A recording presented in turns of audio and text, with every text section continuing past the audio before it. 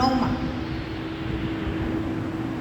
સિલાઈ એટલે કે બાસ્ટિંગ, એમાં સમાન બાસ્ટિંગ, અસમાન બાસ્ટિંગ અને ડાયગોનલ બાસ્ટિંગ અને અસમાન ડાયગોનલ બાસ્ટિંગ એ શીખવું. હવે આપણે એના માટે કોઈ પણ એક પ્લેન કાપડ લેવાનું છે અથવા તો જેમાં આપણે સિલાઈ કરવાનું છે તે કપડું લેવાનું છે. પછી સોયમાં દોરો બોરવી ગાંઠ ખાલી તૈયાર રાખવાનું છે. હવે આપણે પહેલાં સમાન બાસ્ટિંગ શીખીએ. સમાન બાસ્ટિંગમાં આપણે જ્યાં સિલાઈ કરવાની છે ત્યાં નીચેથી સોય ઉપર લઈ અને પછી એકદમ આ રીતે એકદમ વ્યવસ્થિત લાઈનમાં એક સરખો ટાંકો લેવાનો છે. આ એક સરખો ટાંકો લઈએ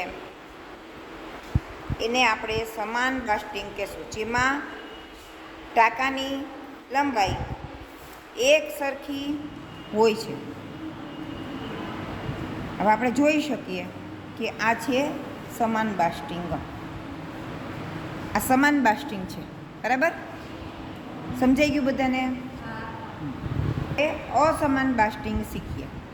અસમાન બાસ્ટિંગ માટે પણ આપણે જે રીતે કાપડ લીધું છે એ જ રીતે કાપડ લઈ કોને અસમાન બાસ્ટિંગ કહેવાય તે આપણે શીખીએ.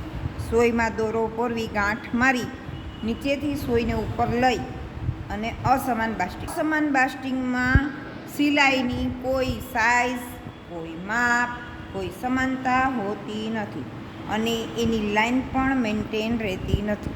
નાના મોટા ટાંકા, આડી અવડી લાઈન એને આપણે અસમાન બાસ્ટિંગમાં ઓળખી શકીએ છીએ. અસમાન બાસ્ટિંગ એટલે કે અસમાન ટાંકા. હવે આપણે ફરક જોઈ શકીએ છીએ, સમાન બાસ્ટિંગ, અસમાન બાસ્ટિંગ. હવે આપણે જોઈએ ડાયગોનલ સ્ટીચ. તો ડાયગોનલ સ્ટીચમાં ફરીથી આપણે જેમાં સિલાઈ કરવાની છે તે કાપડ લેશું અને પછી એમાં કરશું. હવે ડાયગોનલ એટલે ત્રાંસી સિલાઈ. ડાયગોનલ એટલે ત્રાંસી સિલાઈ.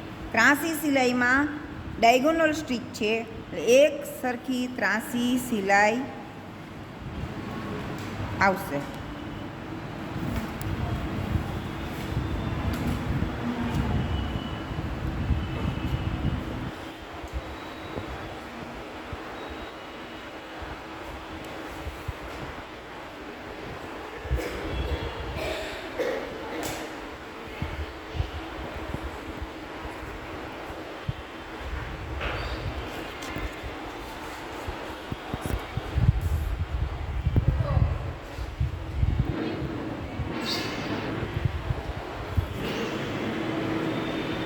આ રીતે ત્રાંસી સિલાઈ,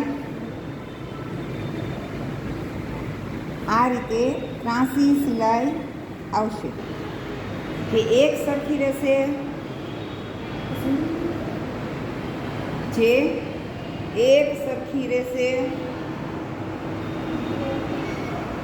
એક સરખી સાઈઝની રહેશે. તમે આ રીતે જોઈ શકો છો કે આ છે તે ડાયગોનલ સ્ટીચ છે, બરાબર?